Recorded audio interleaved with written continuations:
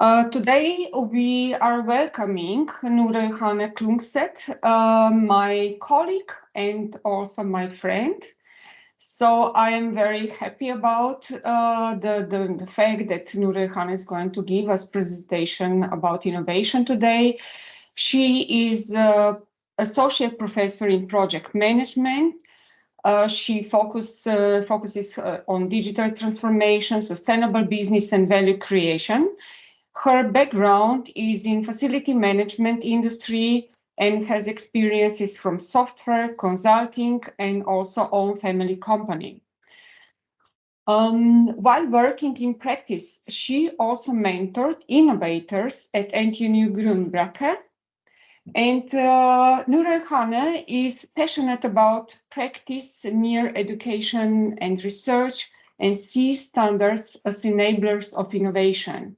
Today, she will present the talk about paving the way for innovation by focusing on sustainable and digital transformation in research, education, and practice. Johanne, please, the floor is yours, please. Thank you, Alenka. I'll share the screen. It's actually quite an honor to be invited. I was invited by Guy Ringen, who is part of the Faculty's Innovation Board, as a representative from our department. I'm both honored and a bit nervous. In my work, I try to enable others to innovate and to increase my own innovation competence. I'm not there yet that I directly innovate myself, but one day I hope to be. So through whatever I do, I try to pave the way for innovations, and I try to keep all my focuses on sustainable transformation and digital transformation together with value creation. And today I thought I'd give you a little ride through how I do it. What I've managed to achieve is because of my background, and this has kind of followed my way through all the way until today, both industry connection and topic and research topics, and ability for students to get out in the industry. So in innovation, what do I think about it? I think of it as something to always keep an eye out for, something that is incremental. It can be small steps, often iterative, and they can lead to breakthrough, radical, disruptive innovations. When I focus on this, I keep a particular focus on the value part, how value can be identified, understood, and created, and how this links to innovation. When I look at transformation, for me, that includes also innovation of business models. And to be able to innovate in my disciplines, I think it's of utmost importance to understand the organization, the core business, the people and the customers well. And without this, it's hard to kind of solve the right issues. And very often when people talk about transformations and innovation, sustainable, digital, and they often think of a singular product, process, or project. I like to look across many, could be across 15 years, to see how that leads to something. And very often I like to see things from an industrial level and down to the practical parts. So today I brought with me 3 examples. One is a little insight to my own teaching and how I interact with practice in my teaching. And 2 research publications, one focusing on standards and one focusing on business model innovation. I'll start by the first one. It's not too long ago since I came to NTNU. I came to NTNU just before Corona. I was given the task to create a new course.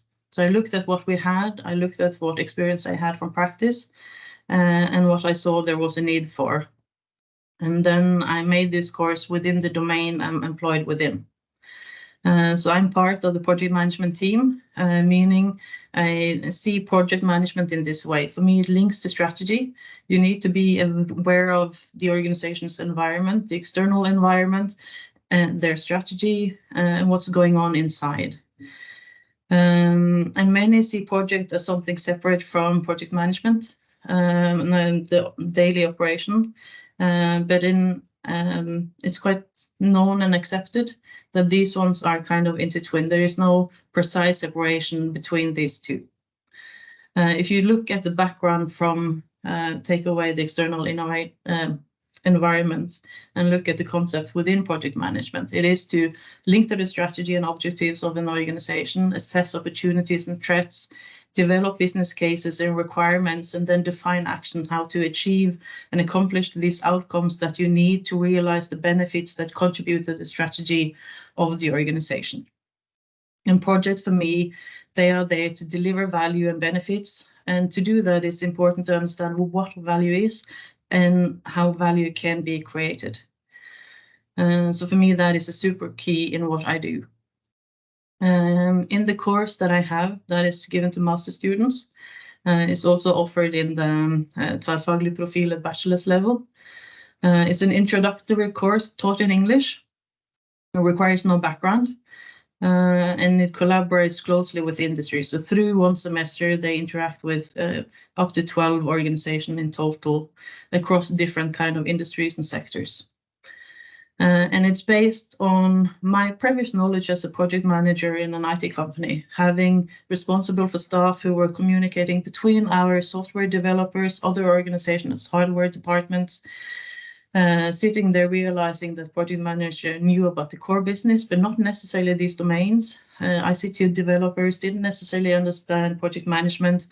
They didn't necessarily understand business development, and having salesmen who didn't necessarily understand all these parts. So it was this small triangle of knowledge that I really wanted the people to have that was missing. And that is what I create here. And I've discussed this topic with many other organizations of the same type. And they also say this is a need that we have. The core content and edge of the course is combining this value creation with sustainability and digital transformation. And that's something they work with throughout from beginning to end. And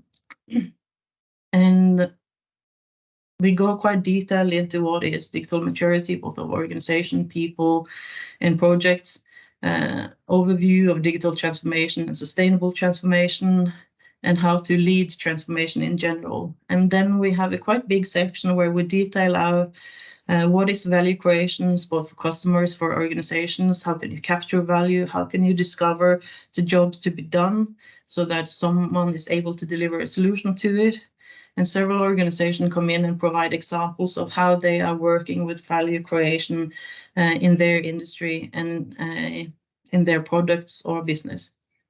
Then we touch upon business model and business model innovation, because of the reason that transformation also includes a change in the business model of organizations.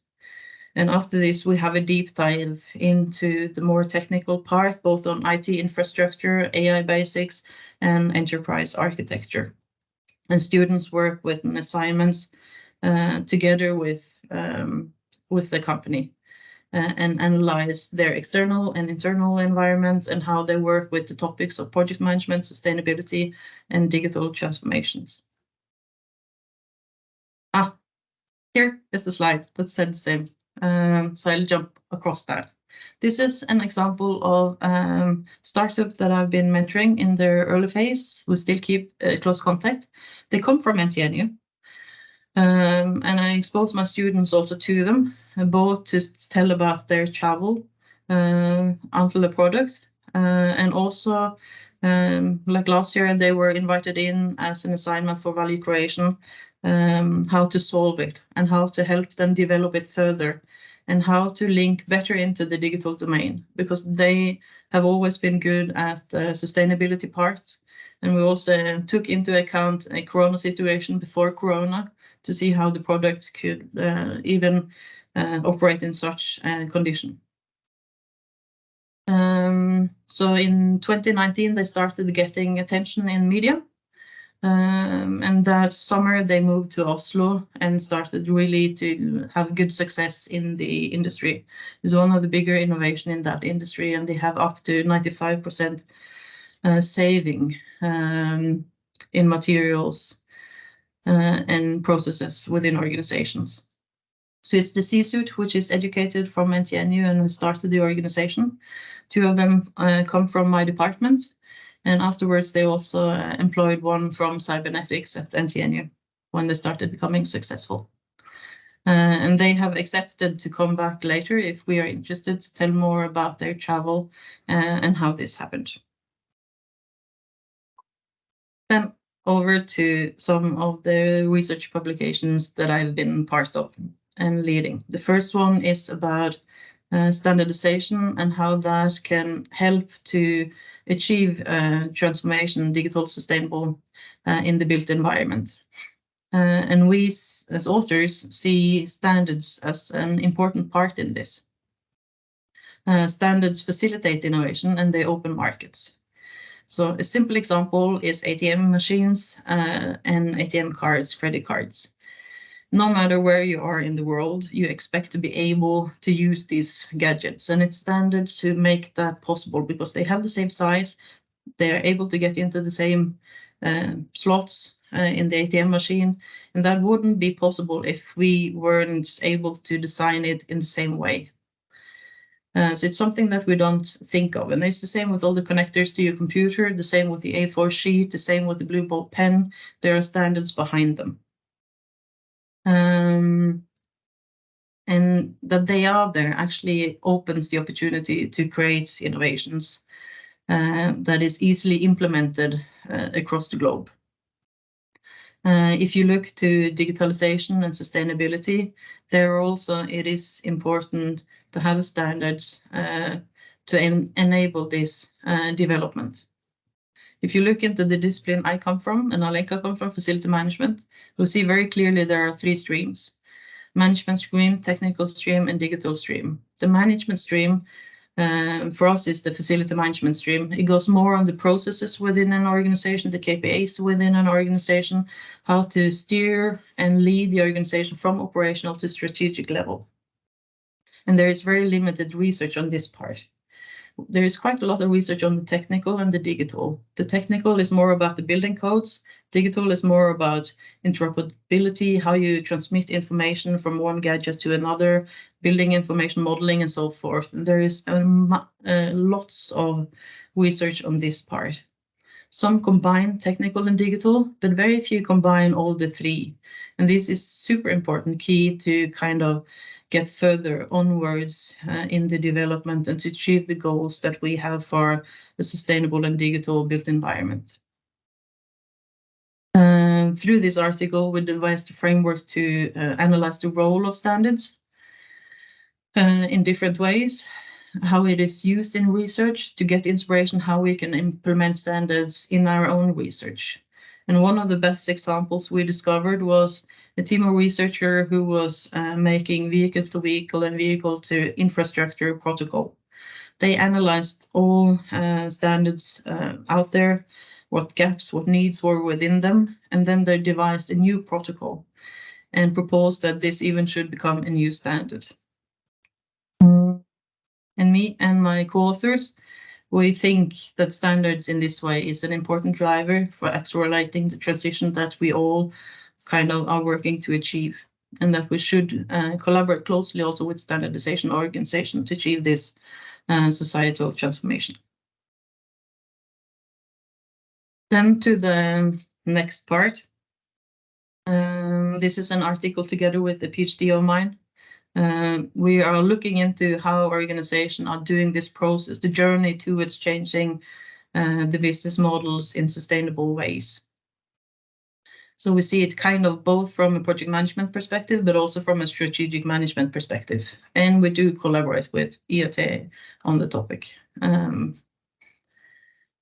And one of the early works that we did was looking through what exists there out, support tools for practice, what kind of frameworks, processes, and other tools exist, and we call them support types. We looked at it from the perspective of sustainability, saying that below sustainability you have different kind of archetypes. One can be circularity. And if you combine this article with some of the articles of similar nature focused on circularity, you have a quite good overview of different kind of tools out there. And this is the framework that we use to analyze and the support types that exist. We built on Bochen and on Pieroni, which has gone very deep into circularity, and coupled it with Frankenberger, Shekel, and Geisthofer. And we find there is quite a lot of different tools, but there exists nothing for the business acquisition stage. There is also less support for the implementation stage and for the value capture stage, which basically are the stages which are those that makes you enable to succeed in practice. So there are quite a bit in the early phases, but that final phases to get out is less supported. And in this type of research is called the design implementation gap, which you see here at the Frankenberg's model. And we also see that most of this framework, they have an underlying assumption that when people go through this process, they understand what sustainability actually is. And what we see in our practical cases is that that is not necessarily the case. So we look for more research and encourage more research into both implementation and value capture and acquisitions to support them, and more on how to actually have a sound understanding of sustainability in organizations. With that, thank you, Nora. I'm sure that we are going to get some questions or comments.